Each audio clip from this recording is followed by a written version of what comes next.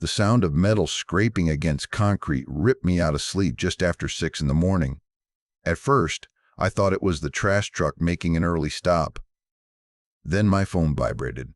It was a message from my neighbor, and the photo made my stomach drop. My county-issued inspection truck was already halfway in the air, chains tight around the axles, while 2 men in neon vests stood beside it like they owned the street. Taped to the windshield was an HOA violation notice, bold and official-looking, accusing me of unauthorized commercial parking. What that piece of paper failed to mention was that the truck belonged to the county inspector's office, and I was officially on call for emergency infrastructure inspections that very day. I walked outside, clipped my badge to my belt, and calmly asked who approved the tow. One of the so-called enforcers grinned and said the HOA board had absolute authority over every vehicle in the neighborhood. No discussion, no exceptions. That was when it hit me. This was not about rules or parking spots. This was about control. And without realizing it, the HOA had just challenged someone who knew exactly how authority actually works. If you want to hear more true stories like this, make sure you hit that subscribe button to HOA Update and tell me in the comments, where are you watching from? Cedar Ridge Estates sits tucked away in Pine Hollow County, North Carolina. The kind of subdivision that looks peaceful from the outside and quietly suffocating once you live there long enough. Every house follows the same handful of approved colors. Every lawn is trimmed to the exact same height. Even the mailboxes line up like soldiers. When my wife, Laura, and I moved in with our daughter a little over 5 years ago, it felt safe and predictable. That was exactly what we wanted at the time. I worked long hours, Laura worked part-time, and having a calm place to come home to mattered. I worked for the county inspector's office. My job covers building safety, road inspections, and emergency infrastructure response. Some days I am checking cracked foundations or unsafe wiring. Other days I am out in the rain looking at washed-out roads or damaged culverts after a storm. Because of that, I am often issued a marked county truck, and depending on the week, I am required to take it home overnight. When I am on call, that truck cannot be parked miles away or left unsecured. County policy is very clear about that. When we bought the house, I disclosed all of this. It was in writing. The HOA reviewed it, acknowledged it, and approved it. I kept those emails saved, just in case. Back then, the board was mostly hands-off. They cared about lawns and fences, but they did not go looking for trouble. That changed when Denise Hartwell became HOA president. Denise came in loud, confident, and convinced she was there to fix Cedar Ridge. Her first newsletter talked about restoring order and protecting property values.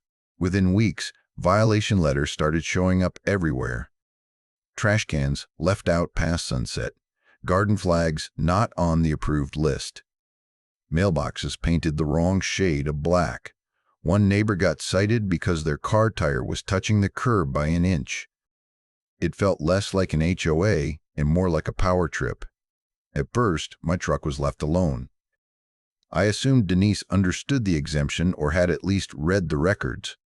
Then one morning, I walked out to find a bright warning sticker slapped across the driver's side window. It said, "Commercial vehicle violation" in big red letters. No fine yet. Just a warning. I emailed the HOA that same day. I attached the original approval emails and politely explained, again, that the truck was county-issued and permitted. I did not hear back. A week later, a formal violation notice arrived in the mail. This one included a fine and a deadline. I emailed again. This time, Denise replied with a single sentence. That exemption is no longer valid under the new board. No explanation. No reference to the bylaws. Just a statement, like her word alone was enough to erase prior approval. That was when things started to feel off. Not long after, unmarked SUVs began cruising the neighborhood. The HOA had hired a private enforcement company that called themselves Community Compliance Officers. They wore utility vests, carried tablets, and walked around taking photos of houses like they were conducting raids. They parked at the corners of streets and slowly rolled past driveways, staring at vehicles, writing things down. One of them stopped me while I was unloading groceries and told me I should start making other arrangements for my truck. When I asked under what authority, he shrugged and said the board would handle it. I tried doing everything the right way. I attended HOA meetings. I spoke calmly. I asked for documentation. Every response was vague. Denise would smile tightly and say the board was reviewing the matter. The enforcement officers would smirk and tell me they were just following orders. At home, the tension grew. Laura worried about fines piling up. She worried about retaliation. Our daughter started asking why strange people kept taking pictures of our house. I reassured them, but privately, I felt that knot in my stomach tightening. So I started documenting everything.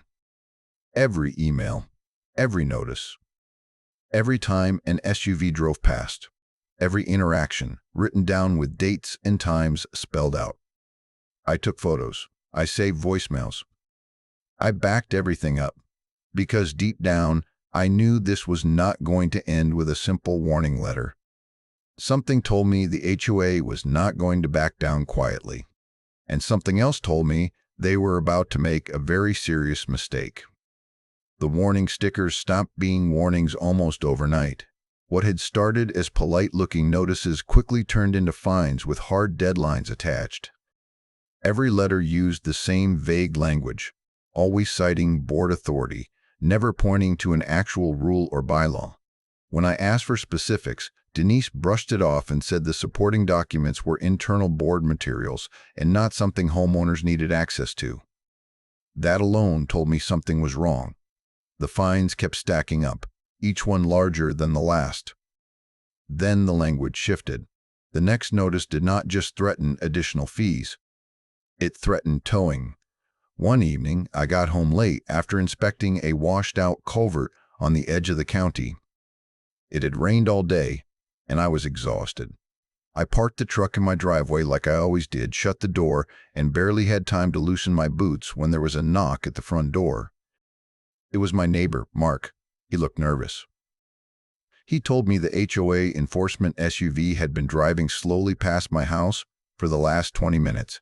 I stepped outside and immediately saw them. The SUV was parked down the street, hazard lights blinking, and two men were standing in my driveway taking photos of my truck from every possible angle. They crouched, zoomed in, and whispered to each other like they were collecting evidence at a crime scene. I asked what they thought they were doing. One of them did not even look embarrassed. He told me I had until midnight to remove the vehicle or it would be towed at my expense. He said it casually, like he was talking about trash pickup, not seizing a government-owned truck. I told them that was not possible. I explained again that I was on call. County policy required the truck to remain secured at my residence overnight. I showed them my badge. I told them I had written approval from the HOA. They did not care.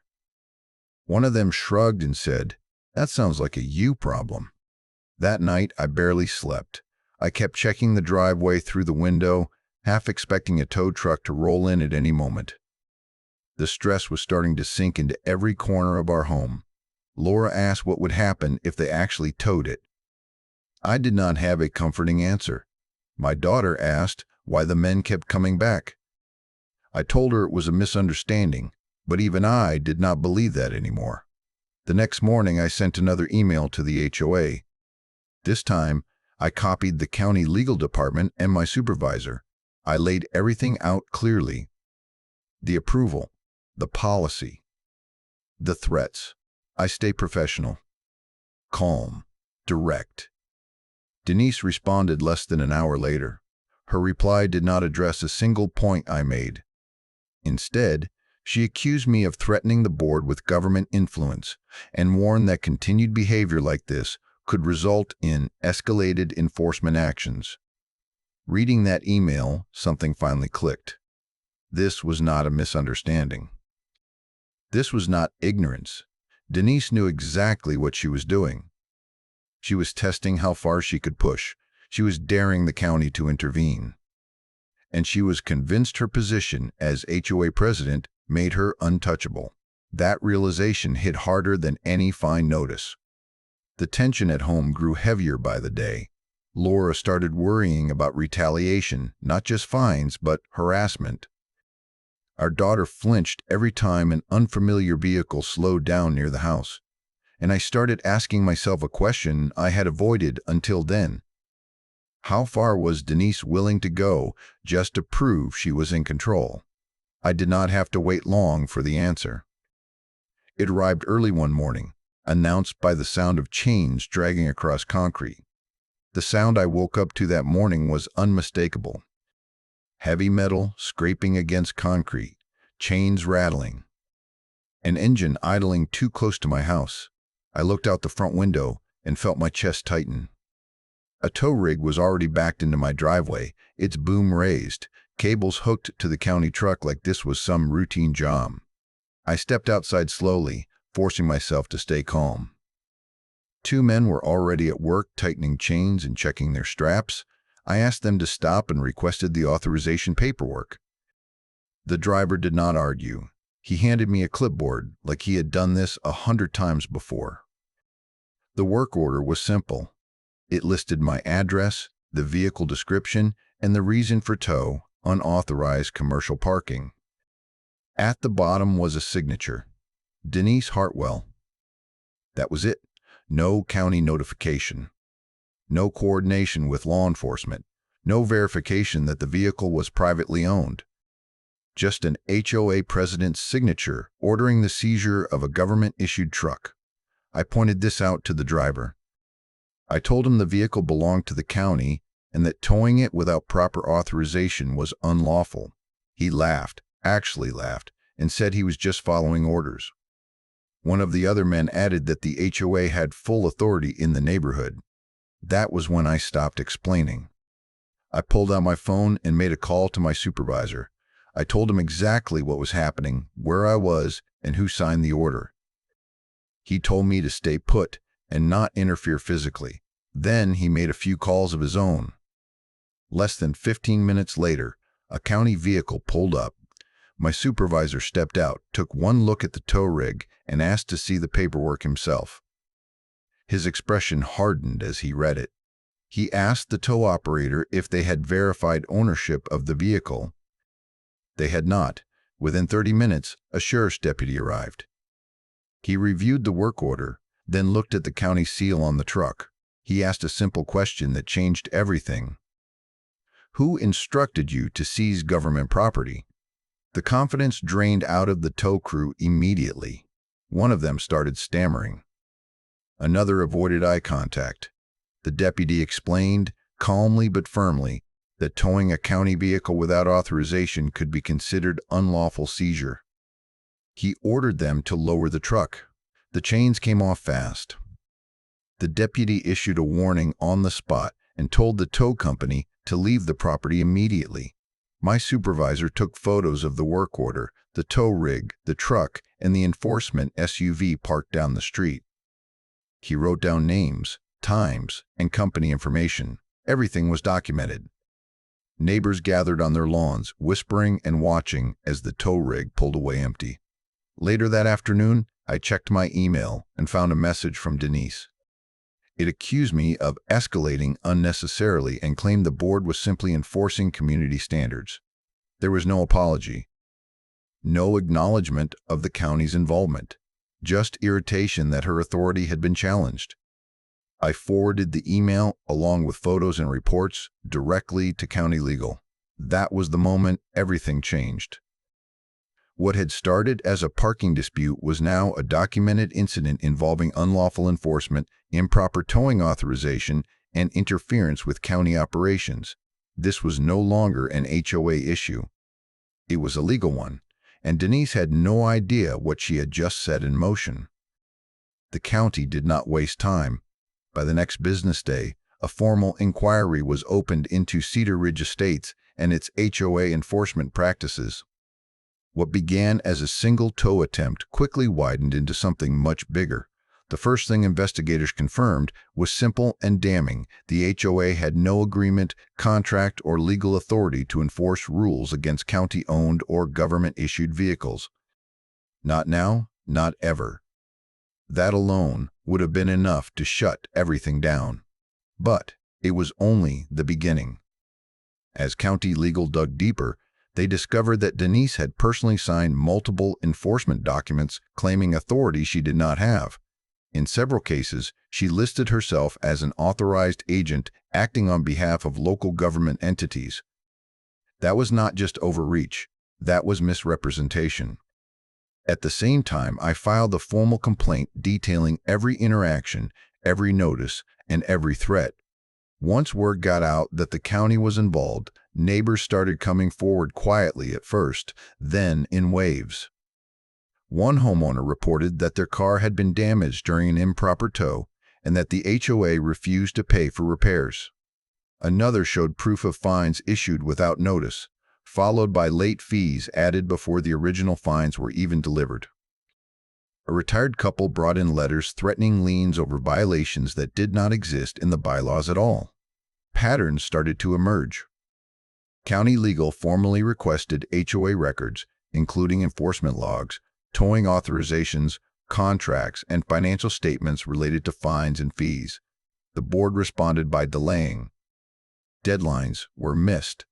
Partial documents were submitted. Key records were suddenly unavailable. That only made things worse. When the HOA failed to comply fully, the county issued subpoenas. What came back was explosive. The record showed years of unauthorized enforcement actions, many of them targeting the same handful of homes. There were email chains between Denise and the towing company discussing aggressive compliance strategies. Financial statements revealed unexplained payments from the towing company to an HOA-controlled account labeled as administrative reimbursements. In reality, they were kickbacks tied directly to towing volume. Even more damaging were the signatures. Several approval documents bore the names of former board members who swore under affidavit that they never signed them. The signatures were crude copies, forged. When Denise realized how serious the situation had become, she panicked. Emergency HOA meetings were scheduled with little notice. Homeowners received vague emails insisting everything was under control and warning against spreading misinformation. Threatening violation letters stopped arriving almost overnight. The enforcement SUVs vanished from the neighborhood as if they had never existed. But the silence did not mean safety. It meant fear. Denise tried to shift blame onto prior boards. She claimed misunderstandings. She insisted the documents were clerical errors. None of it held up under review. Every attempt to minimize the situation only added another layer of contradiction. Behind closed doors, the board scrambled. Resignations were whispered about. Lawyers were consulted. The once confident HOA president, who had thrown citations around like weapons, was suddenly nowhere to be seen in public. Neighbors who had been afraid to speak up now compared notes openly in driveways. Stories matched. Dates lined up. The same enforcement tactics repeated again and again. The truth was impossible to ignore. Cedar Ridge HOA had not just abused its authority. It had built an entire system around it, and now that system was collapsing under its own weight. Denise had tried to intimidate one homeowner into compliance. Instead, she exposed everything. By the time the emergency meetings were announced, the damage was already done. It was far too late to put the genie back in the bottle. The emergency HOA meeting was scheduled for a weekday evening, and by the time Laura and I arrived, the parking lot was already overflowing. I had never seen that many neighbors show up for anything HOA-related before. People who usually avoided meetings entirely were standing in clusters, whispering, comparing letters, holding folders thick with paperwork. The mood was tense, like everyone knew something big was about to happen. Inside, every chair was filled. People lined the walls. Sitting in the front row were two county officials, a county attorney, and a representative from the sheriff's office. Their presence alone changed the energy in the room. This was no longer a neighborhood squabble. It was official. Denise took her seat at the front table, visibly irritated. She tried to start the meeting the way she always did, reading through routine announcements and attempting to rush past public comments. When multiple homeowners raised their hands at once, she tried to shut it down, saying the agenda was already set. That did not work. A neighbor stood up and demanded answers about unauthorized fines. Another asked why towing notices were issued without bylaw citations. Someone else asked why their signature appeared on a document they had never signed. Denise tried to deflect, claiming misunderstandings and clerical errors, but her voice wavered. Then the evidence started coming out. Printed emails were read aloud. Financial records were projected on a screen. The towing company payments were questioned directly. Denise contradicted herself repeatedly, first saying she did not authorize certain actions, then admitting she did, but insisting she had the authority to do so. Each answer only led to more questions. Finally, the county attorney stood up. He explained, calmly and clearly, the legal exposure the HOA now faced. Unauthorized enforcement, misrepresentation of authority, improper financial relationships, potential civil liability, possible criminal referrals depending on further findings. You could hear a pin drop. For the first time since this all started, Denise had nothing to say. The vote happened that same night. After a brief recess and consultation with counsel, the remaining board members introduced an emergency motion to remove Denise as HOA president and board member, effective immediately. The room erupted in murmurs as ballots were distributed. When the votes were counted, the decision was not even close. Denise was out. She stood up without saying a word, gathered her things, and walked out while the entire room watched. No applause. No shouting. Just a heavy silence as the weight of what had happened settled in. Within days, the fallout continued. The HOA terminated its contract with the enforcement company, citing improper conduct and legal risk. Shortly after that, the county revoked the towing company's operating license for violations tied directly to Cedar Ridge. Their aggressive tactics had finally caught up with them. Next came the cleanup. Fines issued under Denise's administration were refunded. Violation notices tied to unauthorized enforcement were voided. Homeowners received written confirmation clearing their records. For many people, it felt like vindication after years of quiet frustration. Denise tried one last move. She filed a lawsuit claiming wrongful removal and defamation. It did not last long. The evidence was overwhelming, the documentation airtight. Her case was dismissed, and she was ordered to cover legal costs. Just like that, the woman who once claimed absolute authority had none at all. With Denise gone, Cedar Ridge slowly began to breathe again. A new board was elected within weeks, made up of neighbors who actually lived on the streets they governed. One of their first actions was adopting transparency rules. Financial records became accessible. Enforcement procedures were rewritten to align with the bylaws and the law. Any action involving towing now required clear documentation, legal review, and homeowner notification. The enforcement SUVs never returned. As for my truck, it has not been touched since that morning. No stickers. No photos, no threats. It sits in my driveway like it always has, just another part of the neighborhood now instead of a target. The change in the community was noticeable. Neighbors who once avoided eye contact now waved. Conversations happened in driveways again. Kids rode bikes without their parents worrying about someone documenting imaginary violations. Laura told me one evening that the house finally felt like home again. Our daughter stopped asking about strangers with cameras. Peace did not come overnight, but it came honestly. All it took was one HOA forgetting that authority has limits, and a community finally deciding they had had enough. When I look back on everything that happened, I realized this was never really about a truck sitting in my driveway. It was about what happens when a small group of people are handed power and no one is watching how they use it. It was about how easily rules meant to protect a community can be twisted into weapons when someone decides they are above accountability. Standing up was not easy. There were nights I wondered if staying quiet would have been simpler. Documenting every email, every notice, every interaction took time and patience. It created stress in my home, and there were moments when I questioned whether it was worth it. But the truth is, accountability only exists when someone is willing to say no and back it up with facts. What this experience taught me is that authority without limits always collapses under scrutiny. It may take time, and it may feel uncomfortable, but the truth has a way of surfacing when you stop letting fear run the conversation.